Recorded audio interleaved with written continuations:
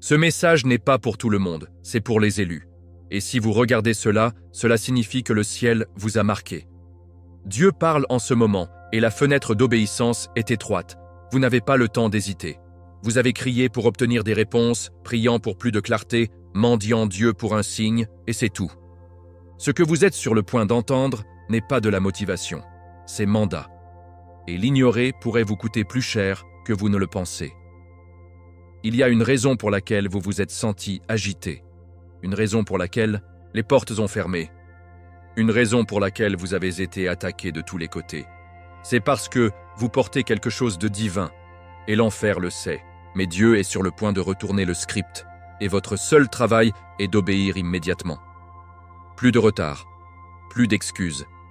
La voix de Jésus-Christ vous appelle à vous lever, à récupérer et à répondre.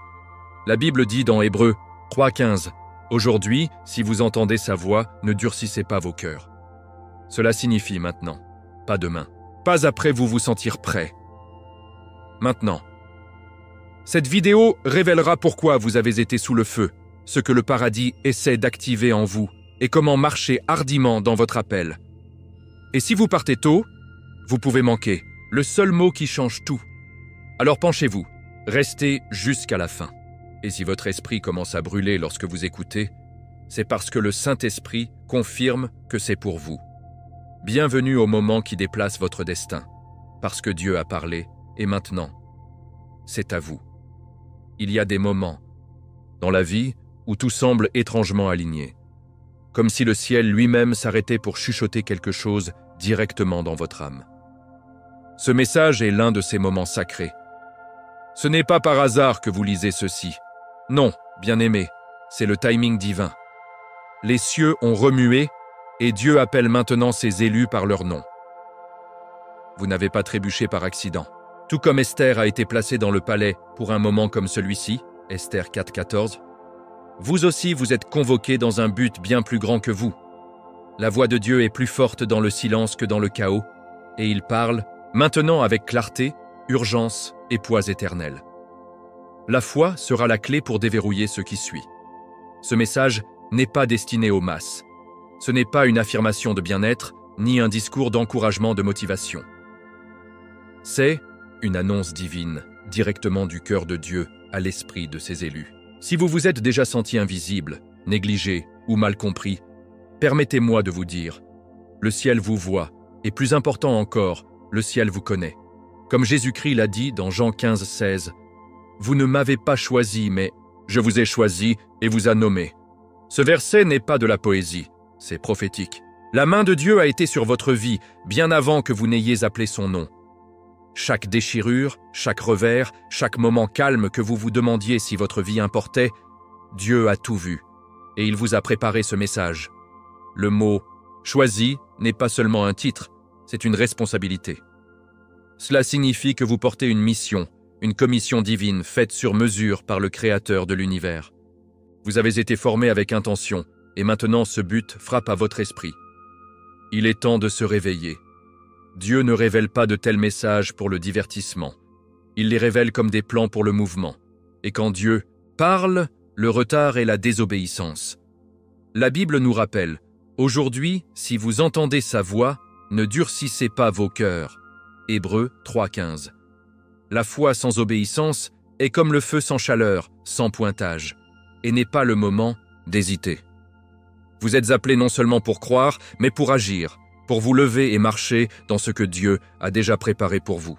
Ceci est votre moment de brousse brûlant, votre rencontre sur la route de Damas. Pensez à Moïse. Il pensait qu'il était disqualifié par l'échec, mais Dieu l'a appelé quand même. Pensez à Paul.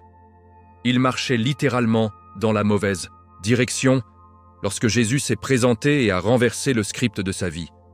Ce même Dieu, ce même Jésus-Christ, parle maintenant à travers ce message, et la seule réponse appropriée est la reddition. Abandon profond, tout au-dessus et joyeux. Le type qui, naissance de la transformation, émet les cieux en mouvement. Ce moment est enceinte du destin. Le ressentez-vous? C'est émouvant? Cet étrange mélange d'excitation et de tremblement?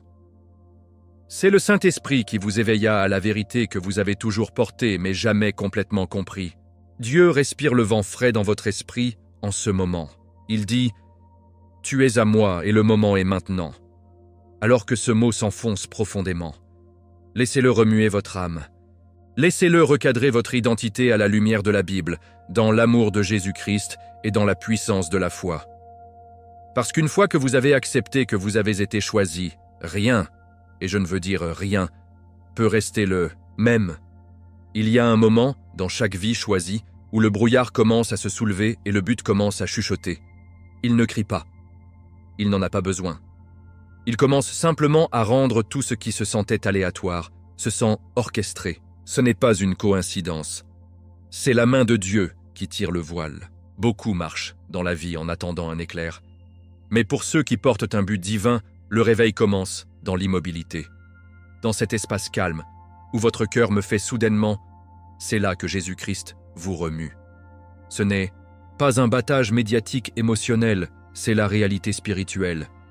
Vous êtes réveillé parce que le ciel refuse de vous laisser dormir à travers votre mission.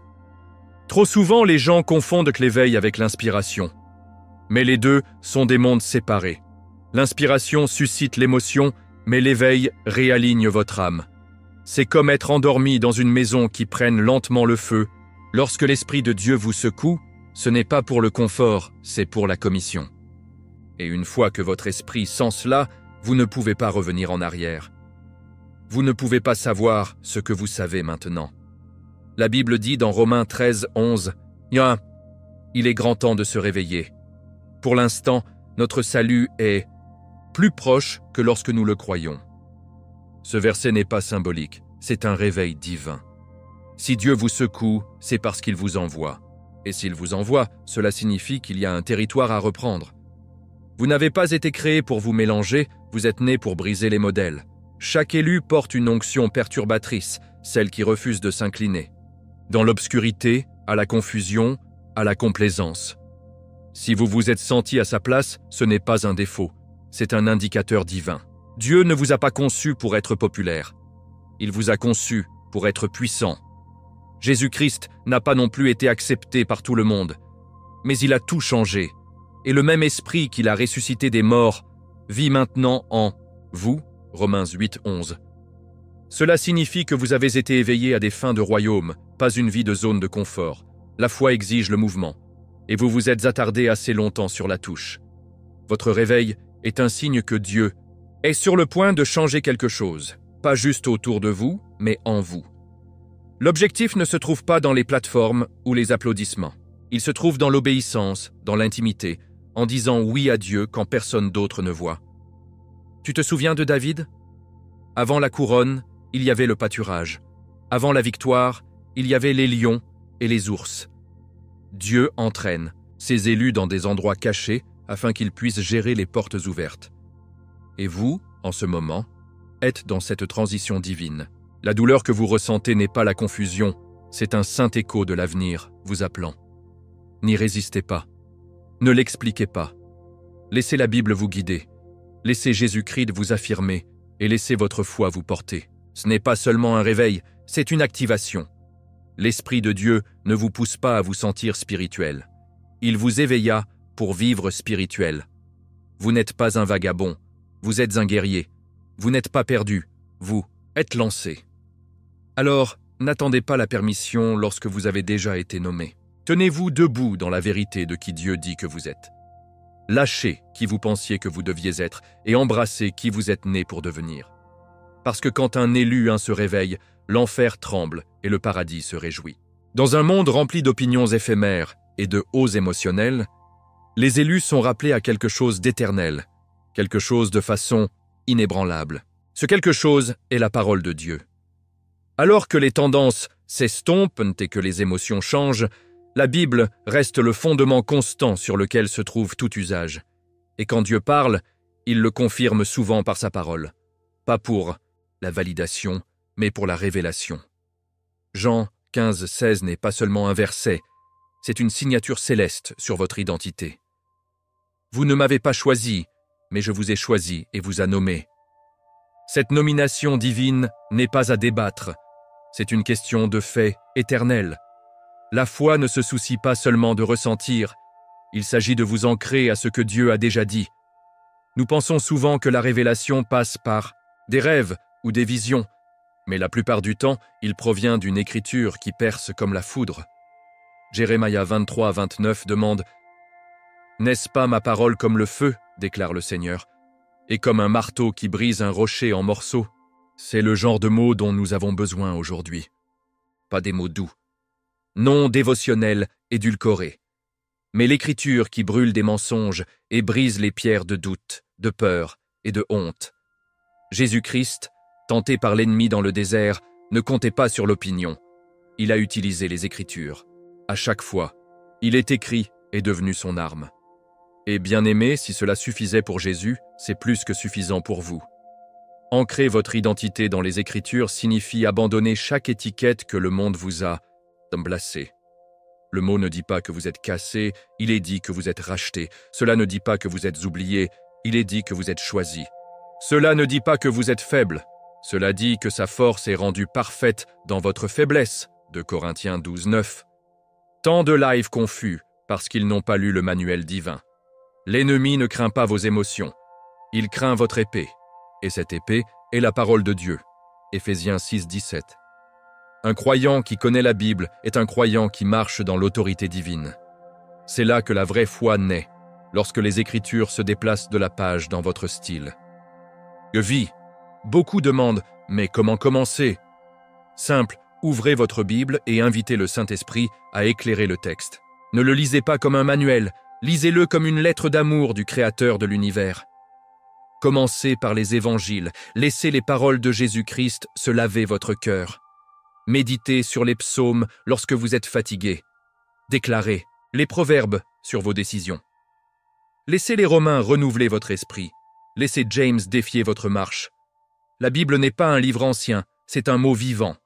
Hébreux 4-12 dit qu'il est vivant et actif. Et quand vous le lisez avec la foi, il commence à vous lire. C'est là que la transformation commence. L'ancrage de votre objectif dans la Bible signifie que vous ne serez plus facilement secoué, parce que les tempêtes viendront. La confusion frappera. Mais lorsque vos racines seront dans la parole de Dieu, vous vous tiendrez. Pas par puissance, non pas par popularité, mais par la vérité.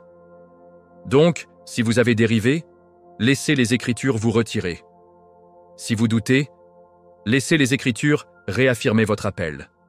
Laissez chaque mot que vous lisez vous rappeler qui vous appartenez, qui marche avec vous et qui se bat pour vous. La voix de Dieu ne contredit jamais la parole de Dieu. Alors, maintenez-le prêt. Étudiez-le profondément. Déclarez cela hardiment.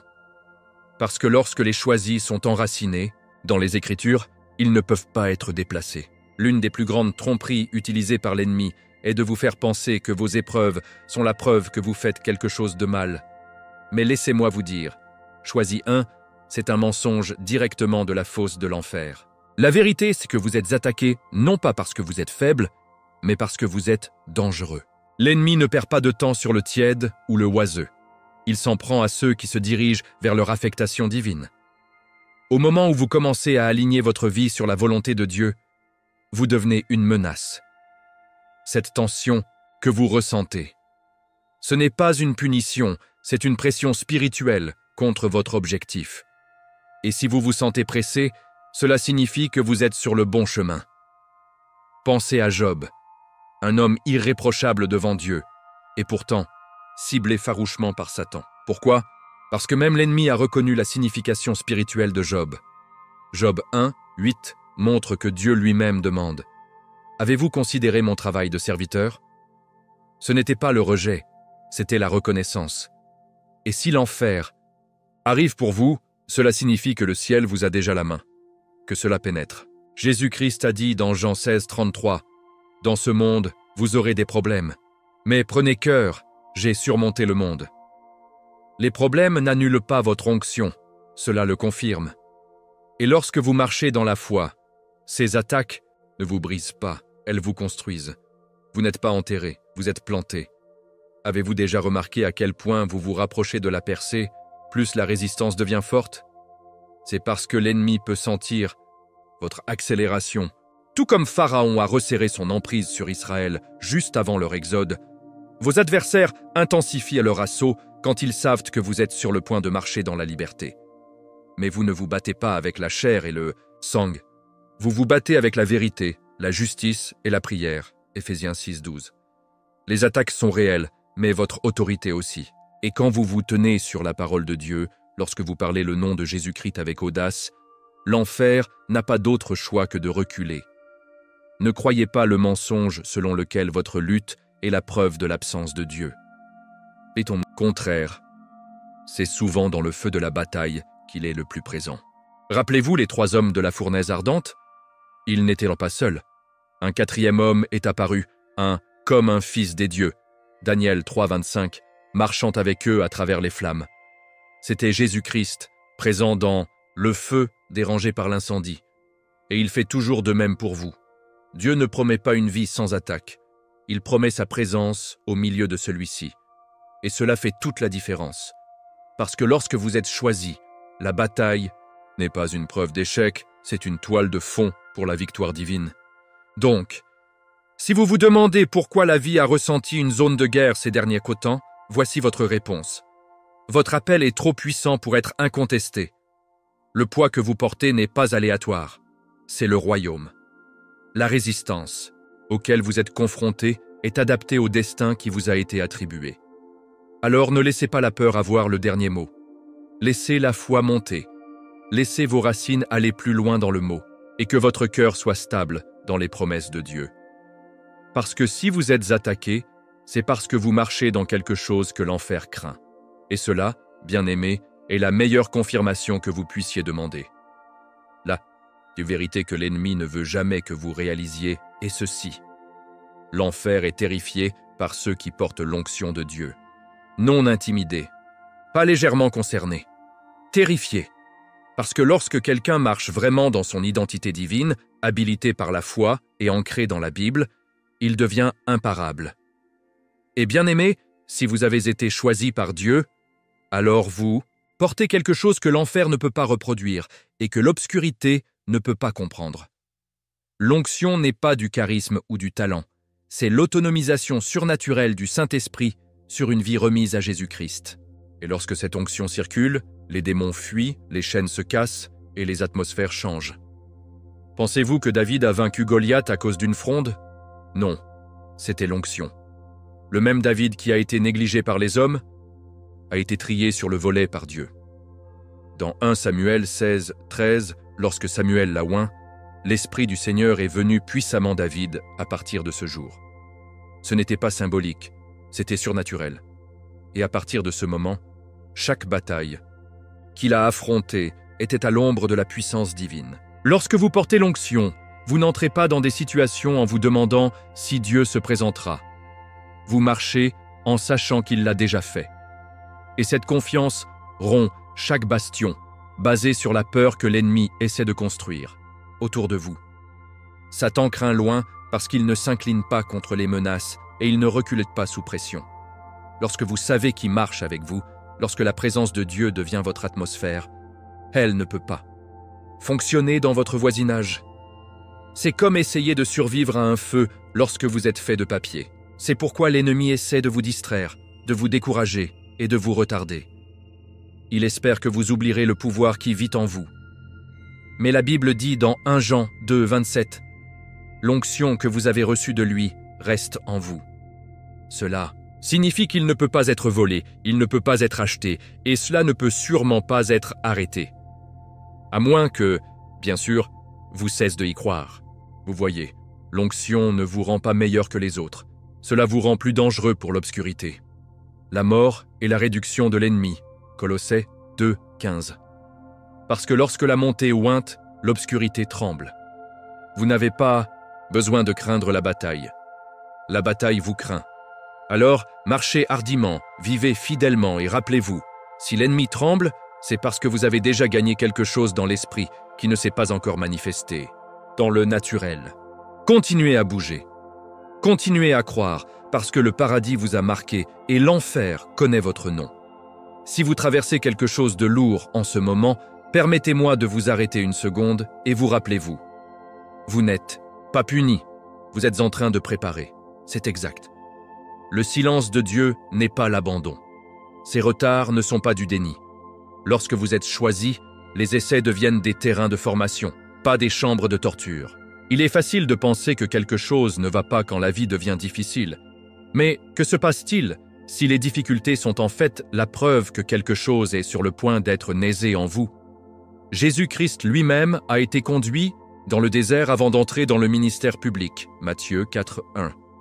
Pourquoi? Parce que la préparation précède toujours le but. Et ce même processus se produit dans votre vie en ce moment. C'est dans l'obscurité que Dieu façonne le caractère. Il vous façonne dans l'endroit secret, vous pouvez donc rester fort dans les espaces publics. Moïse a passé 40 ans dans le désert avant de retourner en Égypte pour diriger. Joseph était en prison avant d'entrer dans le palais. Même David était King, mais renvoyé au pâturage pour tendre les moutons. Pourquoi? Parce que Dieu ne prépare pas seulement des positions, il prépare les gens. Et quand vous êtes sous pression, il ne vous ignore pas, il vous forme. Jacques 1, 2, 4 nous apprend à considérer sa joie pure. Chaque fois que vous faites face à des épreuves, parce que vous savez que le test de votre foi produit de la persévérance. Le feu ne détruit pas, il purifie. Vous n'êtes pas en retard. Vous n'êtes pas en retard. Vous êtes exactement là où Dieu vous a permis d'être pour le travail exact qu'il fait en vous. Chaque retard a un but. Chaque porte fermée est une protection divine. Chaque non façonne un oui plus grand. La foi ne consiste pas à tout comprendre, il s'agit de faire confiance que Dieu sait ce qu'il fait, même lorsque vous ne le faites pas. Et lorsque le poids est insupportable, rappelez-vous 2 Corinthiens 4, 17. Pour nos problèmes légers et momentanés, nous réalisons pour nous une gloire éternelle qui les dépasse de loin tous. Ce n'est pas seulement le confort, c'est la stratégie. Dieu utilise ce qui vous a fait du mal à construire ce qui vous portera. Alors ne méprisez pas la saison dans laquelle vous vous trouvez. La pression est la preuve que l'huile est produite dans votre vie. Vous n'êtes pas faible. Vous êtes raffiné. Vous n'êtes pas oublié. Vous êtes caché exprès. Jésus-Christ a passé 30 ans dans une préparation tranquille pour un ministère de 3 ans qui a changé l'éternité. S'il ne précipite pas le processus, pourquoi devriez-vous? Laissez la foi être votre fondation. Que la Bible soit votre feuille de route. Et laissez votre confiance en Dieu l'emporter sur votre frustration avec le timing. Parce que lorsque Dieu construit quelque chose d'éternel, il n'est pas pressé. Il est en alignement. Et lorsque vous entrez enfin dans l'endroit où il vous prépare, vous allez regarder en arrière et vous rendre compte que la nature sauvage n'était pas une malédiction. C'était un cocon. Vous verrez comment chaque larme a arrosé les racines de votre force. Chaque prière sans réponse lui répondait différemment. Chaque nuit, vous pleuriez, Dieu était proche. Psaume 34, 18. Il n'est jamais parti. Il n'a jamais changé d'avis sur vous. Vous êtes toujours choisi. Vous êtes toujours couvert. Et votre histoire n'est pas terminée. Elle ne fait que commencer. Alors attendez, bien-aimés. L'essai est temporaire, mais ce qu'il produit en vous est éternel. Il arrive un moment dans la vie de chaque croyant où la passivité doit mourir. Ce moment est maintenant. Pendant trop longtemps, trop de géants endormis sont des géants endormis, remplis de buts mais coincés dans le confort. Mais Dieu ne vous appelle pas à une foi confortable. Il vous appelle à la guerre spirituelle. Le genre qui déplace les générations. Le genre qui confronte l'obscurité sans excuse. Aimez, si vous avez ressenti une sainte trouble ces derniers temps, ce n'est pas un fardeau, c'est un éveil divin. C'est l'Esprit de Dieu qui remuera le guerrier en vous. Jésus-Christ n'est pas venu pour élever des spectateurs, il est venu élever des soldats. Et vous n'étiez pas sauvés juste pour survivre. Vous avez été sauvés pour vous battre, pour le royaume. Les guerriers ne sont pas nés en paix, ils sont forgés dans le feu. Et en ce moment, votre inconfort peut être le signal même que votre esprit est affûté. Lorsque Gideon s'est caché de la bataille, Dieu ne lui a pas parlé comme un lâche, il l'a appelé un puissant guerrier, Juge 6, 12. Pourquoi? Parce que le paradis ne vous étiquette pas par votre peur, il vous appelle par votre foi. Même si vous vous sentez petit, effrayé ou non qualifié, Dieu voit ce que vous portez. Il voit le guerrier. Et il ne vous demande pas de vous sentir prêt, il vous demande de lui faire confiance. Parce que lorsque le Saint-Esprit réveillera votre autorité, Vous n'aurez pas besoin d'approbation, vous porterez le feu. L'éveil ne se produit pas par accident, c'est une réponse à un appel divin. Au moment où vous dites « Oui, Seigneur, je vais monter », quelque chose se déplace dans l'atmosphère, c'est là que les anges sont envoyés. C'est à ce moment que les démons en prennent note. C'est là que les malédictions générationnelles commencent à trembler. Mais ne vous y trompez pas. Ce n'est pas un discours de motivation, c'est un cri de guerre. Vous êtes trop calme depuis trop longtemps.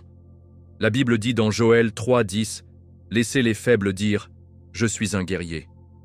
Dieu ne réveille pas les guerriers pour la décoration, il les réveille pour la bataille. Et vous, enfants de Dieu, avez été armés de foi pour une raison. Alors, comment montez-vous? Vous commencez par la prière qui rugit, avec le culte qui brise les chaînes, avec le jeûne qui brise la dépendance charnelle, avec les Écritures qui coupent des mensonges. Vous remplissez votre esprit de la parole de Dieu et laissez-le devenir votre arme. Éphésiens 6 nous rappelle de mettre une armure complète de Dieu, pas juste le dimanche, mais quotidiennement. Parce que lorsque vous vous réveillez conscient de votre onction, l'enfer perd un territoire. Lorsque Jésus-Christ est entré dans les villages, les démons l'ont supplié de partir. Ce même esprit vit en vous. Pas une version de celui-ci. Pas une copie arrosée. Le pouvoir exact qui a élevé Jésus de la tombe habite maintenant en vous. Romains 8:11. Il est temps de se lever, de parler et de marcher comme le Dieu guerrier vous a déjà déclaré être. L'ennemi a essayé de vous garder passif parce qu'il craint votre activation. Il sait que lorsqu'un choix réalise leur autorité, l'obscurité ne peut pas dominer. Alors n'attendez pas un panneau, ceci est votre signe. N'attendez pas que quelqu'un d'autre se bat, ceci est votre bataille. Et Dieu est avec vous. Il ne regarde pas à distance, il marche à côté de vous, c'est votre éveil. Et une fois que le guerrier augmente, il n'y a pas de retour. L'un des plus grands mensonges qui a infiltré l'Église moderne est l'idée que la vie chrétienne est une performance à regarder plutôt qu'une guerre à combattre. Mais la Bible ne nous appelle pas à la touche, elle nous appelle au front. Vous n'étiez pas créé pour être un observateur passif de ce que Dieu fait. Vous avez été créé pour participer, engagé, pour rester dans l'écart. Et si vous respirez toujours, votre mission n'est pas terminée. Éphésiens 6:11 dit « Mettez la pleine armure de Dieu afin que vous puissiez prendre position contre les plans du diable. » Ce n'est pas une suggestion poétique, c'est une instruction militaire. Il n'y a pas de spectateurs spirituels dans le royaume de Dieu. Seuls les guerriers, ceux qui savent qu'ils sont choisis, oints et nommés. Lorsque Jésus-Christ a marché sur la terre, il ne rassemblait pas la même chose. Vous avez déjà été qualifié de question de vue, ou si vous êtes fascioni ou souffle en vous. On dirait d'élever vos enfants dans la peur de Dieu. Parfois, ils semblent rester fidèles dans l'obscurité. Parfois, cela semble pardonner quand tout en vous veut riposter. Mais chaque acte d'obéissance est la guerre. Chaque choix pour honorer Dieu est une épée basculée dans l'esprit. Vous portez quelque chose que l'ennemi ne peut pas supporter, un but divin. Et ce but n'a pas été donné pour la décoration. Il a été donné pour l'activation. La Bible dit dans 2 Timothée 2:3 « Endurez les difficultés comme un bon soldat de Jésus-Christ. » Les soldats s'attendent à une résistance. Ils ne s'en sortent pas, ils s'y préparent. C'est pourquoi Dieu nous donne sa parole. C'est pourquoi la foi compte. C'est pourquoi nous nous accrochons à Jésus-Christ, pas juste au moment où les choses sont bonnes, mais quand tout l'enfer se détache. Parce que les soldats ne sont pas construits en facilité, ils sont révélés dans l'adversité. Et ce que vous vivez n'est pas aléatoire, il révèle le guerrier à l'intérieur. Donc, si vous avez l'impression de regarder la bataille se dérouler de la touche, il est temps de monter sur le terrain. Vos mains ont été faites pour construire. Votre voix a été faite pour déclarer. Votre vie a été faite pour porter la présence de Dieu dans des endroits sombres. Vous n'êtes pas un supplément dans l'histoire de quelqu'un d'autre. Vous êtes un soldat dans l'armée du plus haut. Et chaque étape que vous franchissez en obéissance envoie des ondes de choc à travers le domaine spirituel. La guerre est réelle. La mission est claire. Et vous, choisis un, êtes appelés à l'avant. À première vue, il est facile de supposer que les plus grandes batailles de la vie se produisent à l'extérieur. Les factures, les maladies, les trahisons, les retards, Tout cela se sent tangible, urgent et lourd. Mais pour les élus, Dieu révèle quelque chose de plus profond. La vraie guerre n'est pas dans votre situation, c'est dans votre esprit. Le champ de bataille est invisible, mais son impact est indéniable. Éphésiens 6:12 le dépose à nu.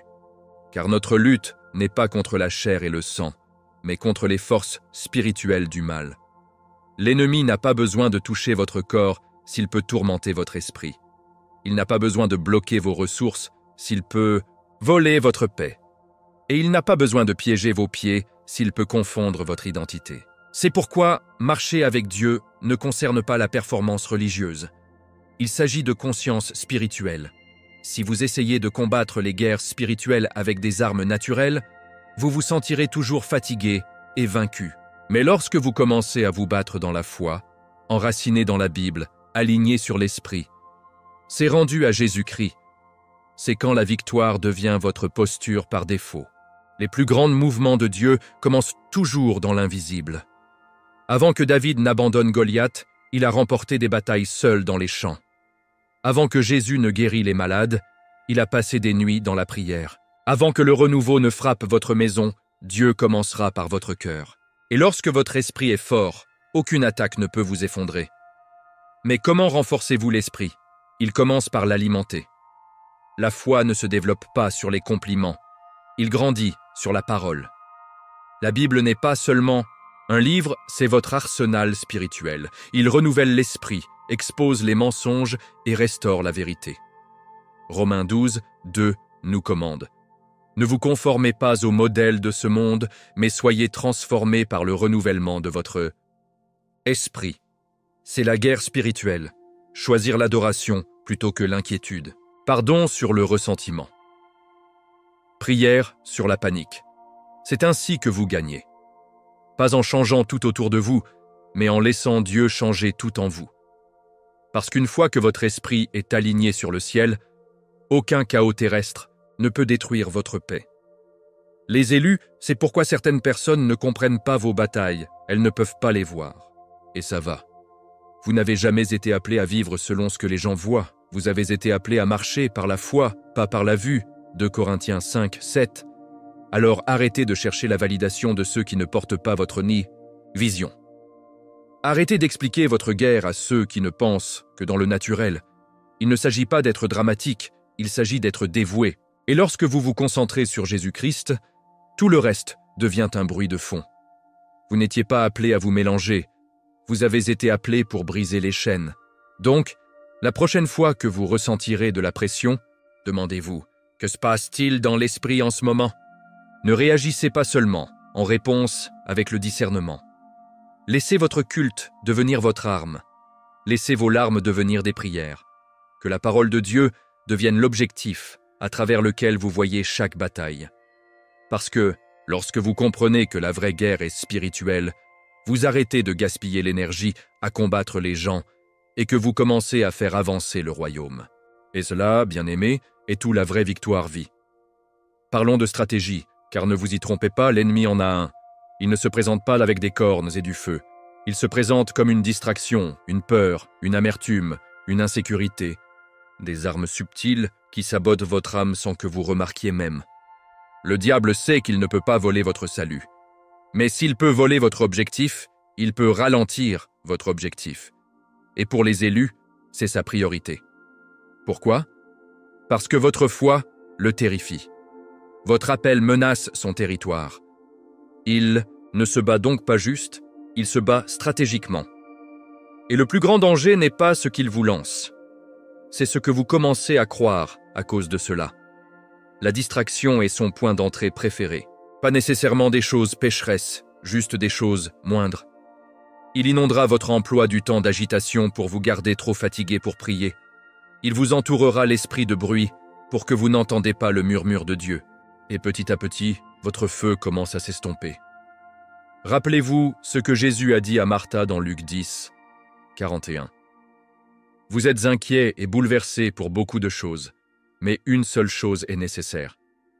L'ennemi aime vous rendre occupé, mais pas efficace.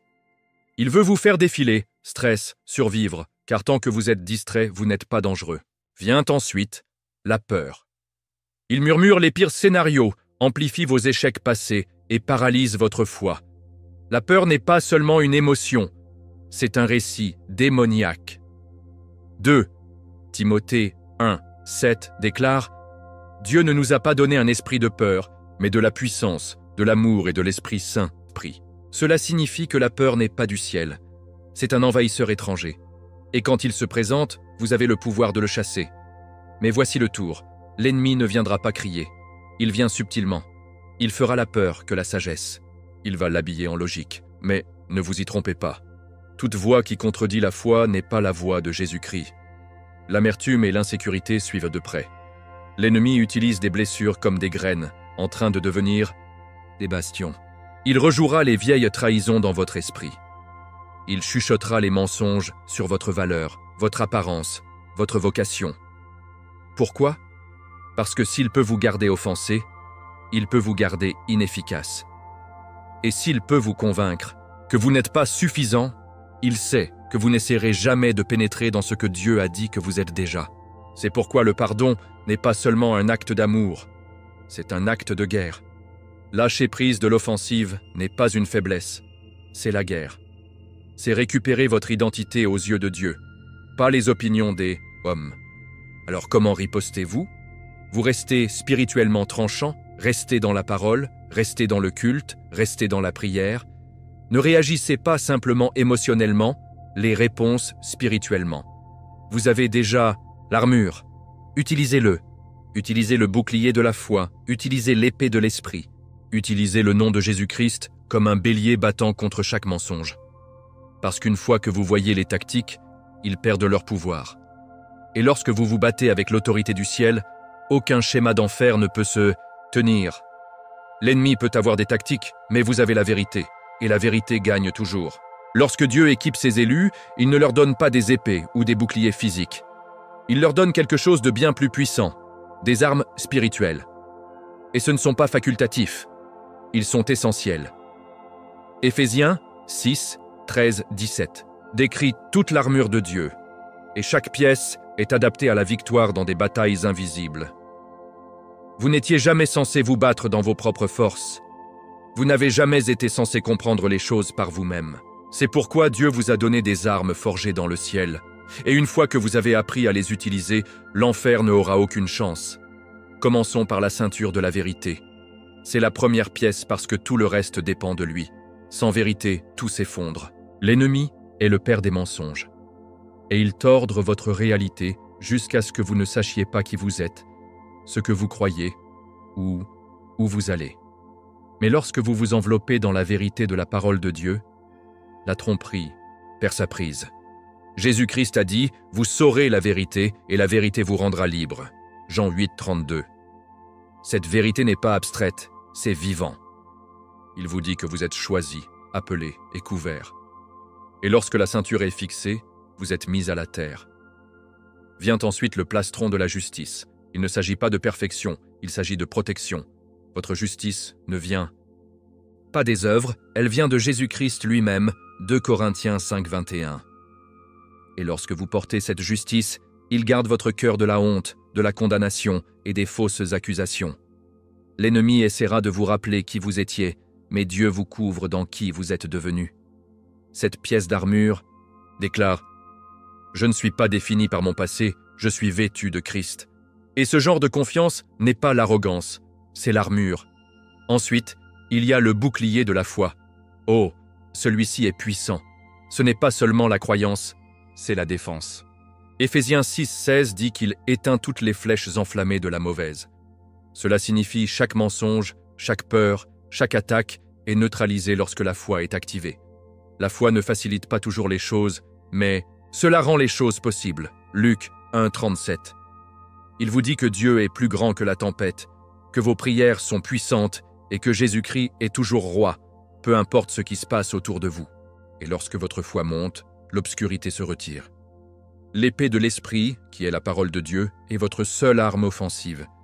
Il ne se défend pas seulement, il attaque. Jésus l'a utilisé dans le désert, et nous aussi. Parlez-le, le déclarez, priez. Et enfin, n'oubliez pas le casque du salut, la protection de votre esprit.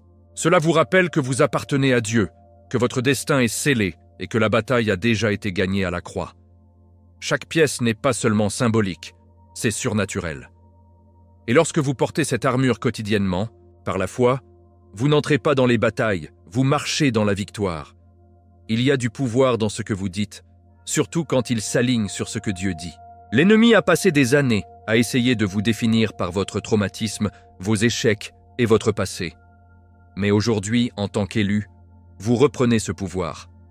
Pas avec des affirmations vides, mais avec des déclarations d'identité ancrées dans la vérité de la Bible. Le ciel répond à la foi et la foi répond à la vérité. Lorsque vous déclarez qui vous êtes en Christ, l'enfer tremble. Car au moment où vous vous souvenez qui vous êtes, vous devenez imparable. Jésus-Christ n'est pas mort pour que vous puissiez vivre dans la confusion. Il est mort, et s'est levé pour que vous viviez en autorité. Dis-le hardiment, je suis choisi. Cette déclaration n'est pas l'arrogance, c'est l'obéissance. Jean 15, 16 le confirme, « Vous ne m'avez pas choisi, mais je vous ai choisi. » Vous avez été triés sur le volet par Dieu. Avant que quiconque ne connaisse votre nom, le paradis avait déjà un but attaché à lui. Lorsque vous entrez dans une pièce, vous n'entrez pas seul.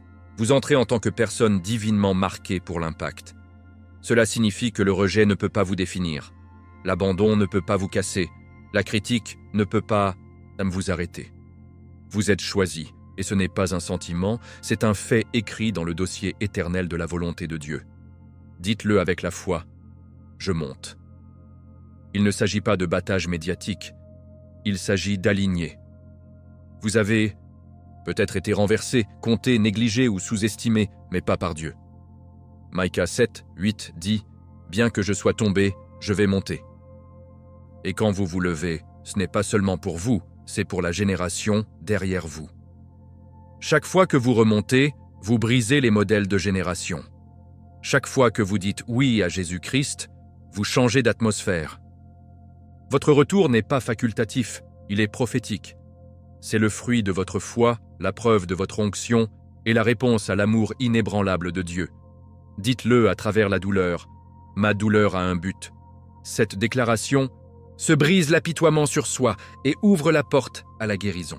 Romains 8, 28 promet « Et nous savons que toutes choses fonctionnent ensemble pour le bien à ceux qui aiment Dieu. » Cela inclut tout, ce qui vous a brisé, même ce qui vous a fait pleurer en silence.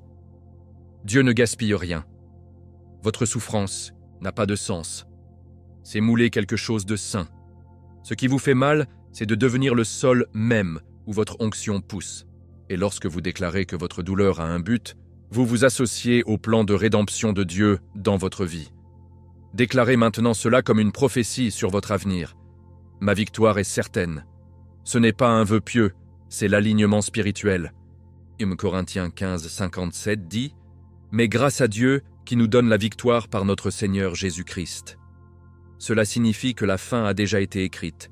Jésus ne vous a pas simplement donné la survie, il vous a donné la victoire. Ainsi, quand la peur frappe, lorsque le doute se glisse, lorsque l'ennemi murmure l'échec, répondez avec foi. Déclarez-le jusqu'à ce que votre âme le croie. Parce que l'identité n'est pas quelque chose que vous gagnez, c'est quelque chose que vous recevez. Et quand un élu dans son identité donnée par Dieu, il ne survit pas seulement à ce monde, il le transforme. Dans un monde affamé de motivation, Dieu élève des voix qui n'inspirent pas seulement, mais se transforment. Parce que voici la vérité. L'inspiration peut vous faire vous sentir bien un instant. Mais transformation change qui vous êtes toute une vie. Les élus ne sont pas appelés à chasser les sommets émotionnels, ils sont appelés à incarner la profondeur spirituelle. Jésus-Christ n'est pas venu pour commencer un mouvement de pom-pom girls. Il est venu pour allumer une révolution des disciples. Et les disciples ne se contentent pas de la surface, ils creusent dans les profondeurs de Dieu, ils embrassent le processus et ils vivent des vies transformées à travers le renouvellement de l'esprit. Romains 12, 2. L'Évangile n'a jamais été censé être un message de motivation. C'est un message de résurrection. Cela n'inspire pas seulement, il ressuscite. Il rappelle à la vie les parties mortes de vous. Lorsque Jésus a appelé Lazare hors du tombeau, il n'a pas dit « Lazare, soyez encouragé ». Il a dit « Viens », Jean 11, 43. C'est ce que l'Esprit de Dieu vous dit maintenant. Assez d'inspiration, il est maintenant temps de sortir. Par complaisance, par confusion, par excuse.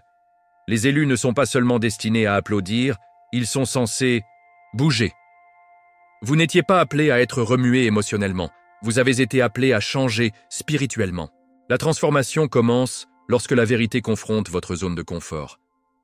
Lorsque la parole de Dieu défie la façon dont vous pensez, comment vous parlez, comment vous réagissez. Hébreux 4.12 dit que le mot est vivant et actif, plus net que n'importe quelle épée à deux tranchants. Cela signifie que cela ne va pas toujours se sentir bien, mais cela fera toujours du bien. L'inspiration vous dira de rêver grand. La transformation vous apprendra à mourir en soi. On touche la surface. L'autre vous reconstruit de l'intérieur. C'est le genre de changement que les craintes ennemies, parce qu'elle est permanente, elle est sainte et elle est puissante.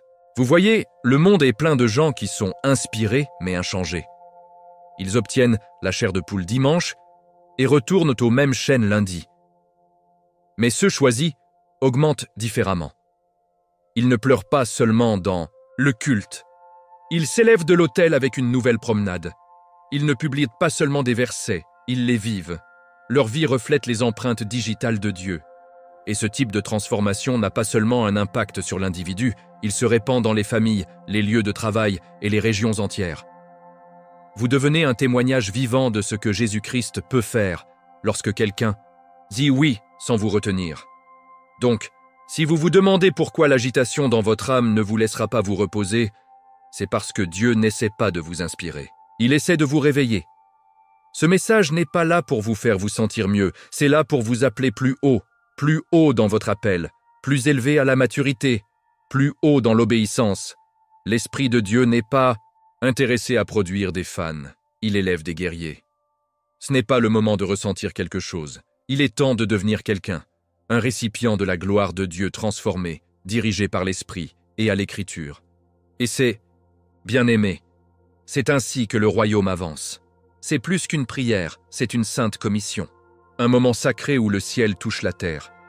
Et l'étape choisie en s'aligne pleinement avec leur vocation divine. Ce n'est pas un murmure, c'est un rugissement dans l'esprit.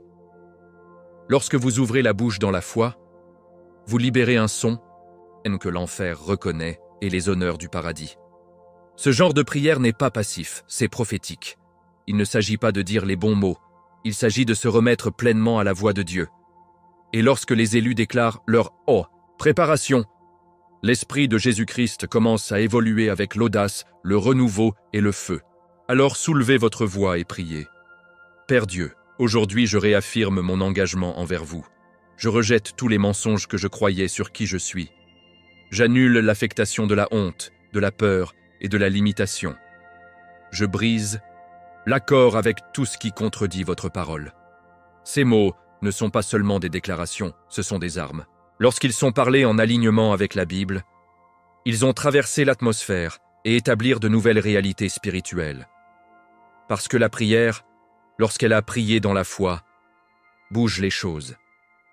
Il ouvre le ciel, fait taire l'obscurité et réveille l'onction qui dormait à l'intérieur. C'est une période de libération, libération d'audace, libération de courage, libération d'obéissance. L'Esprit de Dieu ne vous donne pas réconfort, il vous donne une commission. Acte 4, 31 nous montre qu'après que les disciples ont prié, le lieu où ils se rencontraient a été ébranlé. Et ils étaient tous remplis du Saint-Esprit et ont parlé hardiment la parole de Dieu. C'est le genre de prière dans laquelle nous entrons. Pas doux, pas silencieux, mais tremblé. Plein de foi, plein de Jésus-Christ. Le genre qui envoie des vagues dans le domaine spirituel et laisse l'ennemi confus et vaincu. Le genre qui ne se termine pas par « Amen », il se termine en action. Et donc vous continuez déclarant « Seigneur, envoyez-moi, utilisez-moi, je ne me cache plus, je ne doute plus. » Ce n'est pas des performances, c'est la reddition. Et lorsque la reddition rencontre la foi, les miracles naissent. Cette prière de commission marque un quart de travail. De l'auditeur à le leader, du passif à prophétique, de l'errance à la guerrière. Vous n'êtes pas venu ici pour Vous inspirez, vous êtes venu ici pour une transformation. Et maintenant, sous l'autorité de la parole de Dieu et par la puissance du Saint-Esprit, vous êtes envoyés. Pas dans votre force, mais dans le sien. Pas avec votre sagesse, mais avec son feu. Le royaume de Dieu avance, et vous, bien-aimés, en êtes une partie vitale. Ne rétrécissez pas. Ne tardez pas. Vous avez été commandés. Maintenant, marchez hardiment au nom de Jésus-Christ. Vous êtes venus si loin non pas par accident, mais par rendez-vous divin. Et avant d'aller de l'avant, une pause et reconnaître ce qui se passe dans l'esprit en ce moment. Ce n'est pas la fin d'un message, c'est le début d'un mouvement. Vous avez entendu l'appel, vous avez été remués, vous vous êtes rappelé qui vous êtes en Jésus-Christ. Maintenant, choisis, il est temps de bouger. Pas seulement émotionnellement, mais spirituellement, pratiquement et hardiment. Le mot est parti et la responsabilité était maintenant entre vos mains. Dieu a parlé. La seule question est, vous obéissez-vous ? Parce que l'obéissance n'est pas facultative lorsque le but est en ligne. Ce moment exige la réponse, pas plus. Tard. Pas quand c'est pratique. Maintenant. Si l'Esprit de Dieu a remué quelque chose en vous, ne le laissez pas s'estomper dans l'oubli. Étincez la flamme. Journez ce que vous avez reçu. Déclarez à haute voix ce que Dieu a parlé. Partagez-le. Zeller, rendez-le réel. Jacques 1,22 nous avertit de ne pas être des auditeurs seulement, mais les faits du mot. Et c'est ce qui sépare l'inspiration de l'activation. Ce n'est pas ce que vous avez ressenti pendant ce message, c'est ce que vous faites après la fin. Le paradis regarde toujours. L'enfer tremble toujours. Et Dieu appelle toujours. Faites un pas audacieux aujourd'hui. Commentaire publiquement. Merci Jésus. Non pas parce que c'est à la mode, mais parce que la gratitude est la guerre. Chaque fois que vous remerciez Dieu, vous fermez la bouche de l'ennemi. Chaque fois que vous honorez publiquement Jésus-Christ, vous repoussez un peu plus l'obscurité. Alors soulevez votre voix. Être sans honte. Être obéissant. Partagez ce message avec quelqu'un qui doit être rappelé qu'il est choisi. Faites partie de la vague d'éveil qui balaie le cœur de ceux qui refusent de vivre un autre jour endormi dans l'esprit. Et ne vous arrêtez pas là. Abonnez-vous à la chaîne. Activez les notifications. Pourquoi ? Parce que l'Esprit de Dieu n'a pas fait de parler. Plus arrive, des vérités plus profondes, révélations sharper, des exhortations plus fortes enracinées dans la Bible, dirigées par la foi et centrées sur la puissance de Jésus-Christ. Ce n'est pas une plateforme, c'est un mouvement.